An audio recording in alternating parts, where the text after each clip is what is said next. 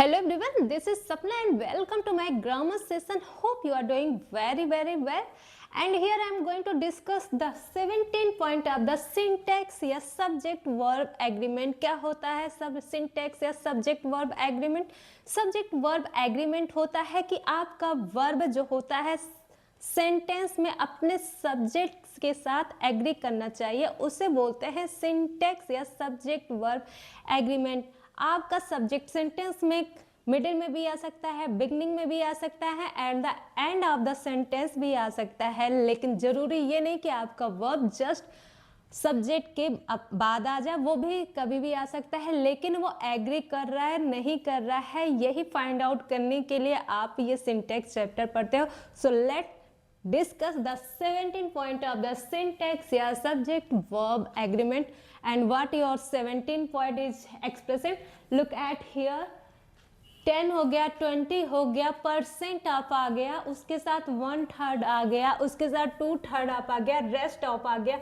तो अगर उसके बाद से आपका प्लूरल काउंटेबल नाउन आ जाता है, काउंटेबल नाउन क्या होता है, अनकाउंटेबल नाउन क्या होता है, when I will discuss noun chapter then there we will deeply study about the countable noun and uncountable noun. तब तक के लिए आप इतना बस समझ लीजिए वो नाउन जिन्हें आप काउंट कर सकते हो, लाइक टेबल, मेज, okay, books and dog, cats, ये काउंटेबल हो गया। अनकाउंटेबल मीन्स आपके हेयर हो गए, चीनी हो गए, शुगर हो गया, राइस हो गया, वाटर हो गया, मिल्क हो गया, these are your uncountable nouns जिनके बारे में आप काउंटिंग नहीं कर सकते। आई होप आप समझ गए होंगे।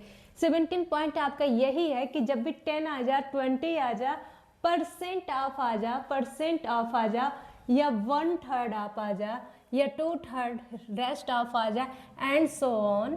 10 आ गया, 20 आ गया, 30 एंड सो ऑन, इसके साथ परसेंट ऑफ आ जाए, या 1/3 आ जा, या 2/3 ऑफ आ जाए, या रेस्ट ऑफ आ जाए, या एंड सो ऑन आ जा, तो इसके साथ जो आपका नाउन अगर प्लूरल काउंटेबल नाउन हुआ तो जो वर्ब एग्री करेगा इस प्लूरल काउंटेबल नाउन के साथ एग्री करेगा। Your verb must be agree with your plural countable noun. That's the 17 point is expressing. I hope आप समझ रहे होंगे।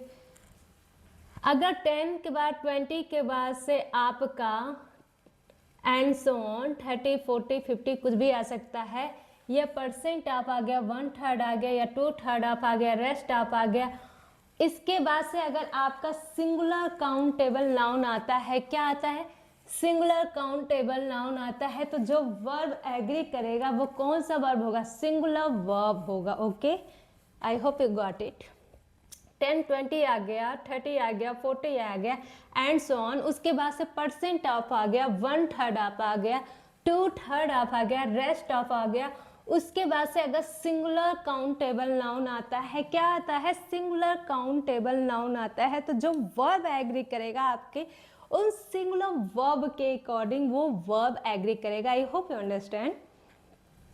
द नेक्स्ट वन इज, उसी 17 का जो नेक्स्ट पॉइंट है वो है 10 आ जा, 20 आ जा, परसेंट ऑफ आ जा, 1/3 ऑफ आ जा, 2/3 ऑफ आ जा, रेस्ट ऑफ आ जा, एंड सो ऑन के साथ अगर अनकाउंटेबल नाउन आ जाता है, इसके साथ 10, 20, 30, 1%, 2%, रेस्ट आपके साथ अगर अनकाउंटेबल, अभी तक क्या था, प्लूरल काउंटेबल नाउन था, नाउ अब अनकाउंटेबल नाउन आ जाए, तो उसके साथ जब भी आपका अनकाउंटेबल नाउन आपके सेंटेंस में दिखे तो जो वर्ब एग्री करेगा वो सिंगुलर वर्ब होगा। I hope you understand.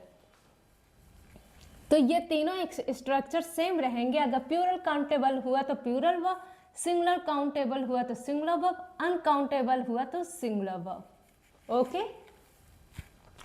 चलिए एग्जांपल से समझते हैं।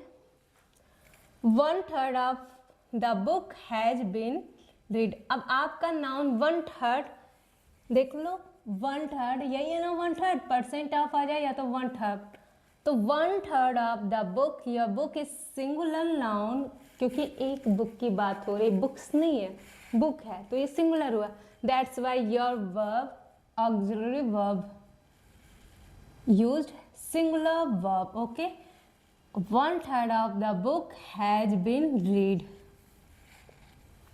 Move to the next example, half of the chairs have been repair. अब ये बताओ चेयर, चेयर क्या है? यहाँ पे चेयर आप देख रहे हो काउंटेबल, यहाँ पे प्यूरल काउंटेबल नाउन की बात हो रही है। अगर प्यूरल काउंटेबल हुआ तो कौन सा वर्ब आएगा? Plural verb. That's why here we use a plural verb have been repaired. Half of the chairs, half आ जा, 2/3 आ जा, 2/3 आ जा, 1/3 आ जा, 3/3 आ जा, एंड सो ऑन। हाफ आ जा, ठीक है। उन सब के साथ भी यही है, तो प्यूरल काउंटेबल हुआ तो plural verb, singular countable noun हुआ तो सिंगुलर वर्ब, अनकाउंटेबल नाउन हुआ तो सिंगुलर वर्ब। इन सब के साथ आपका जो वर्ब यूज होगा प्यूरल काउंटेबल नाउन है। Here is your plural countable noun, that's why we use a plural verb. कौन सा वर्ब? प्यूरल हुआ, हाफ के साथ plural verb. Half of the chairs, half of the 10-20% of 1/3, half आ जाए 2/3 सबके साथ अगर प्यूरल काउंटेबल नाउन हुआ तो प्यूरल वर्ब आएगा, सिंगुलर काउंटेबल नाउन हुआ तो सिंगुलर वर्ब हुआ, अनकाउंटेबल नाउन हुआ तो सिंगुलर वर्ब हो गया। तो उसी तरह से हाफ आपके बाद से या तो सिंपली बुक आता ना तो वो आप has been repaired. Okay, the एक चेयर की बात होती है, हाफ ऑफ द सिर्फ ओनली चेयर, तो यहाँ पे जो आता आप हैज का यूज करते हैं, यानी सिंगुलर वर्ब का यूज करते, क्योंकि चेयर एक चेयर की बात हो रही है। That's why the singular noun, that's why we use singular verb. यहाँ पे the chairs plural countable noun की बात हो रही है, that's why we use a plural verb. Half of the chairs have been repaired. Move to the next point, that is your 18 point. Your 18 point is here. अगर determiner आ जाए आपके sentence में, द क्या है? डिटरमिनर। डिटरमिनर आ जाए, उसके साथ नाउन आ जाए, एंड आ जाए बीच में, डिटरमिनर के बाद से नाउन आ जाए, एंड आ जाए, अगेन आपका कोई डिटरमिनर आ जाए, उसके बाद से कोई नाउन आ जाए, तो कौन सा वर्ब यूज होगा? Here we use a plural verb। नहीं समझे? जब भी आपके सेंटेंस में डिटरमिनर आ जा, उसके बाद से नाउन आ जा, अगेन एंड के बाद से फिर से डिटरमिनर आ जा, उसके बाद से नाउन आ जा, then we use a plural verb. That is your 18 point. That is your 18 point. That is your 18 point की जब भी डिटरमिनर आ जा, डिटरमिनर के बाद से नाउन आ जा, आपका डिटरमिनर आया, नाउन आ गया, अगेन एंड के बाद से डिटरमिनर आया, एंड आ गया, इसके बाद से जो वर्ब आएगी ना वो प्लूरल वर्ब आएगी। यही आपका 18 पॉइंट कह रहा है। Okay, determiner noun plus determiner noun, after that plural verb. Okay, B क्या है? डिटरमिनर आ जा, नाउन आ जाए, एंड यहाँ पे विदाउट डिटरमिनर के कोई नाउन आ जाए तो जो वर्ब यूज होगा ना सिंगुलर वर्ब होगा। I hope you understand. B 18 structure क्या है? 18 पॉइंट क्या है कि डिटरमिनर आ जा, अगेन डिटरमिनर के बाद से नाउन आ जा, determiner noun and again determiner and noun, जो वर्ब आएगी इसके बाद से प्लूरल वर्ब यूज होगी। यही है आपका 18 का ए। अब सेकेंड क्या है कि अगर डिटरमिनर आ जाए, डिटरमिनर के बाद से एक नाउन आ जाए, एंड के बाद से एक सिंपल नाउन आ जाए विदाउट डिटरमिनर के, तो वो वर्ब यूज होगी ना वो सिंगुलर वर्ब यूज होगी। आपका यही 18 पॉइंट का स्ट्रक्चर है। एग्जाम्पल से समझते हैं। The clerk, the and, the clerk determiner, your the noun हो गया clerk, and you have to इधर राइट एंड।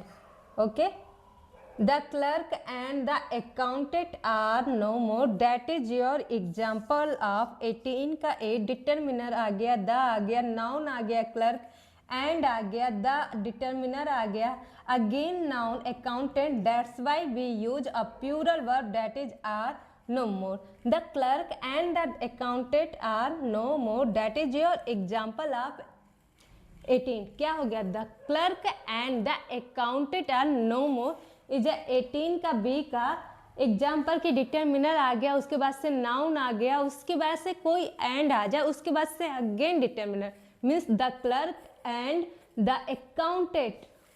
उसके बाद से जो वर्ब आएगी, कौन सी वर्ब आएगी, प्लूरल वर्ब आर आएगी, नो मोर। आई होप कि आपको 17 और 18 पॉइंट समझने में कोई भी प्रकार की, किसी भी प्रकार का कोई भी क्वेरी या डाउट नहीं आएगा, क्योंकि मैंने बहुत आसानी से, बहुत इजीली वे में आपको समझाया। अगर फिर भी इससे रिलेटेड कोई भी क्वेरी या डाउट है तो आप कमेंट सेक्शन में लिख सकते हैं। I will definitely watch out. Please video को एंड तक देखें। वीडियो आपको पसंद आए तो लाइक कीजिए, चैनल को सब्सक्राइब कीजिए। हर दिन आपको कुछ ना कुछ नया सीखने को ही मिलेगा ग्रामर से। इससे आपकी ग्रामर सेक्शन जो होगा वो स्ट्रॉन्ग पार्ट बन जाएगा, हर दिन कुछ ना कुछ सीखने से। अगर वीडियो अच्छी लगी तो और लोगों के साथ भी शेयर करिए, जिनका ग्रामर बहुत वीक है उनके साथ शेयर कीजिए, ताकि उनका ग्रामर बहुत स्ट्रॉन्ग हो जाए, एक अच्छा पार्ट हो जाए। इंग्लिश का एक आपका जो कोर होता है वो मजबूत हो जाएगा। मैंने टेंस की वीडियो बेसिक से एडवांस तक की डाली, आप वहाँ से जाके उसे भी वॉच आउट कर सकते हैं। अगर उससे रिलेटेड कोई भी डाउट हो या क्वेरी मिले तो उसको भी कमेंट सेक्शन में आप लिख सकते हैं। अगर आप किसी और के साथ भी शेयर कर सकते हैं तो आप कर दीजिएगा, ताकि उनका भी भला हो जाए, उनकी भी इंग्लिश ग्रामर की जो सेक्शन है वो स्ट्रॉन्ग हो जाए। चैनल को सब्सक्राइब कीजिए and thank you for watching it.